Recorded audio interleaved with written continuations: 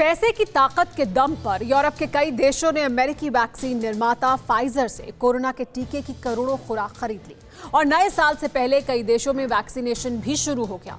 आज जहां भारत हर रोज वैक्सीन लगाने का रिकॉर्ड तोड़ रहा है, तो यूरोप के कई देशों में फर्स्ट स्टेज का वैक्सीनेशन रोक दिया गया है। जानते हैं क्यों?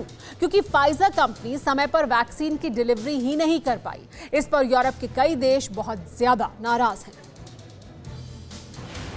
कोरोना महामारी के खिलाफ जंग में यूरोप एक बार फिर लड़खड़ाने लगा है और इस बार यूरोप के डगमगाने की वजह है वैक्सीन की डिलीवरी का समय से ना हो पाना। अमेरिका की मशहूर दवा कंपनी फाइजर ने बायोटेक के साथ मिलकर कोरोना वैक्सीन बनाई थी। कई यूरोपीय देशों ने इस वैक्सीन को मान्यता भी दी है और यूरोप के कई देशों में वैक्सीनेशन शुरू भी हो चुका था। लेकिन वैक्सीनेशन के पहले चरण में ही फाइजर कंपनी टीके की पर्याप्त डोज पहुंचाने में फेल रही।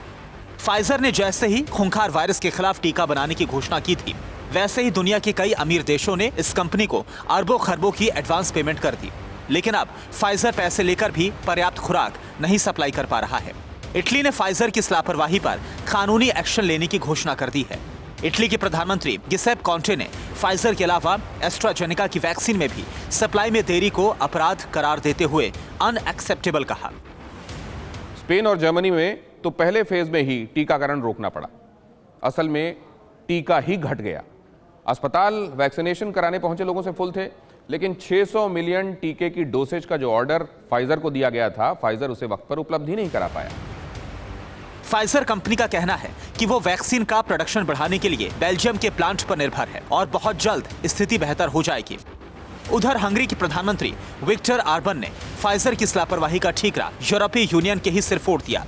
फिलहाल इस वक्त वैक्सीन की किल्लत से जूझ रहे पश्चिमी देशों के लिए इकलौती उम्मीद भारत है। मुमकिन है कि जैसे ब्राजील ने भारत से कोरोना के टीके के लिए गुहार लगाई थी, वैसे ही दुनिया के करीब 100 मुल्क भारत से मदद मांग सकते हैं। Bureau report, TV9 Bharatvarsh.